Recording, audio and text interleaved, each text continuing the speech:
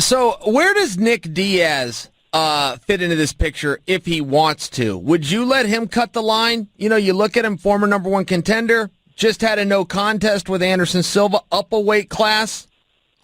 Is he fair? He's huge draw. I don't know. I mean, it depends. This is what we're dealing with.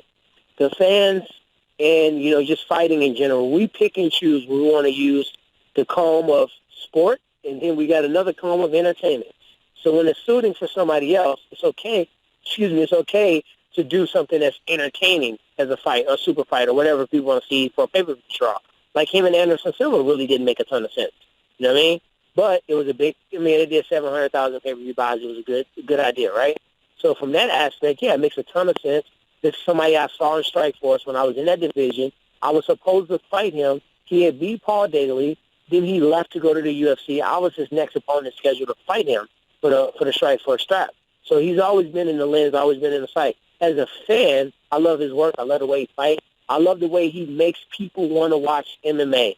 The amount of bucks he can put in seats and pay-per-views he can sell, it makes sense for me. Because like I said before, as a champion, it makes sense to make the most money because you're taking the highest risk. And then lastly, it's not like Nick Diaz is in the top 10 overall welterweight in the history of welterweight. He's definitely in the top 10.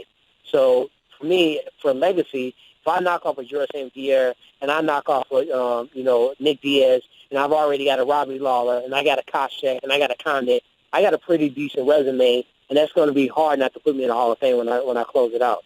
Yeah, I think that's right. I mean, I think that 12-pound gold belt solidifies your place in the Hall of Fame.